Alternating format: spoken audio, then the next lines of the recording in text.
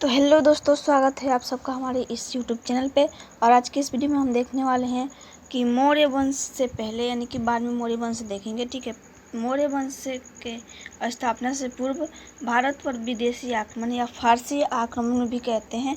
विदेशी, फारसी या ईरानी आक्रमण के नाम से भी जाना जाता है। ठीक है, 3 नाम से। तो इसको देख लेंगे कि मौर्य वंश को स्थापित हुआ। ठीक है, उसके पहले कौन कौन से विदेशी आक्रमण हुए थे भारत पे, तो उसको देख लेंगे इस वीडियो में। और पिछली वीडियो में हम बता दें कि हमने देख लिया था हर्यंक वंश, शिशुनाग वंश और नंद वंश को देख लिया है। और अगला जो है हमारा मौर्य वंश। तो मौर्य वंश से पहले हम इस वीडियो को देखेंगे, उसके बाद मौर्य वंश को देख लेंगे। ठीक है, तो चलिए करते हैं वीडियो को स्टार्ट। वीडियो स्टार्ट करने से पहले बता दें कि यदि आप हमारे चैनल पर हैं नए तो चैनल को लाइक, शेयर, सब्सक्राइब करना ना भूलें। तो चलिए देख लेते हैं इस वीडियो को। ठीक है, तो भारत के पूर्व क्षेत्र में मगध देश शक्तिशाली राज्य था। यानी कि मगध जो था वो भारत के किस क्षेत्र में था, तो पूर्व क्षेत्र में था और सबसे शक्तिशाली था मगध उस समय। नेक्स्ट देखते हैं, 1 मिनट।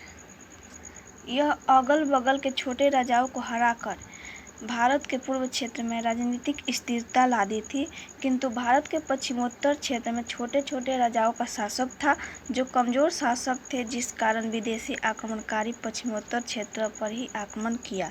यानी कि जो मगध था इसके अगल बगल के छोटे छोटे राजाओं को हराकर भारत के पूर्व में राजनीतिक स्थिरता ला दी थी, किंतु भारत के पश्चिमोत्तर जो क्षेत्र था, यानी कि पश्चिमोत्तर जो क्षेत्र था, ठीक है, पश्चिमोत्तर क्षेत्र में छोटे छोटे राजाओं का शासक था। यानी कि बड़े बड़े राजा नहीं थे, यानी कि छोटे छोटे राजाओं का शासन था वहाँ पे, जो कमज़ोर शासक थे, जिस कारण विदेशी आक्रमणकारी पश्चिमोत्तर क्षेत्र पर ही आक्रमण किया।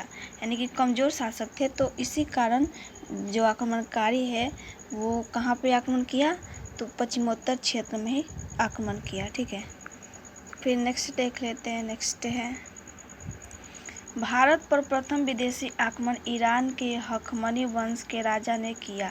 हखमनी वंश के संस्थापक साइरस द्वितीय थे। हखमनी वंश के संस्थापक कौन थे, तो साइरस द्वितीय।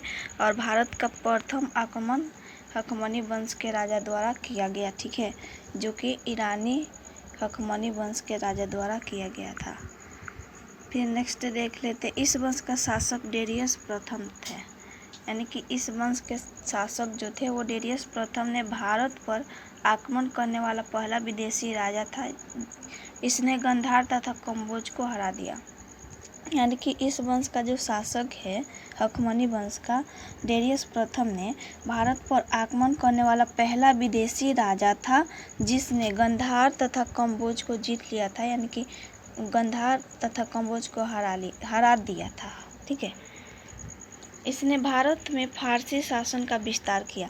और डेरियस प्रथम ने भारत में क्या किया, फारसी शासन का विस्तार किया। फारसी कहिए या फिर ईरानी शासन का विस्तार किया। डेरियस प्रथम के बाद शासन जेरेक्स प्रथम बना। यानी कि डेरियस प्रथम के बाद जो शासक आता है उसका नाम होता है जेरेक्स प्रथम। ठीक है, क्या, जेरेक्स प्रथम जो अगला शासक बनता है। फिर नेक्स्ट देख लेते हैं, जेरेक्स प्रथम के बाद डेरियस तृतीय भारत का शासक बना। और फिर सबसे पहले तो हखमनी वंश के शासक डेरियस प्रथम, उसके बाद से आता है जेरेक्स प्रथम। ठीक है, जेरेक्स प्रथम। और इसके बाद जो आता है जेरेक्स प्रथम के बाद वो आता है डेरियस तृतीय। कौन आता है, तो डेरियस तृतीय, जो कि भारत का शासक बना। ठीक है, फिर इस वंश के अंतिम शासक जो होता है, यानी कि इस वंश का जो अंतिम शासक होता है, ठीक है, 1 मिनट, क्या हो गया, इस वंश के अंतिम शासक डेरियस तृतीय को हराकर डेरियस तृतीय को सिकंदर ने पराजित कर दिया और हखमनी वंश का अंत कर दिया और फारस पर अपना राज्य स्थापित कर दिया। यानी कि जो हखमनी वंश है ना, उसका जो अंतिम शासक है डेरियस तृतीय, उसको हरा दिया किसने, तो सिकंदर ने हरा दिया। और सिकंदर ने हराकर हखमनी वंश का अंत कर दिया और फारस पर अपना राज्य स्थापित कर दिया। ठीक है, और तो ये रहा हमारा जो मौर्य वंश के स्थापना से पहले भारत पर विदेशी आक्रमण को हमने देख लिया। तो एक और आक्रमण हुआ, यानी कि मकदूनिया का आक्रमण या फिर यूनानी आक्रमण को अगले वीडियो में हम देखेंगे। ठीक है, कि यूनानी आक्रमण क्या है और किसके द्वारा किया गया, कौन कौन से जो शासक है वो किए।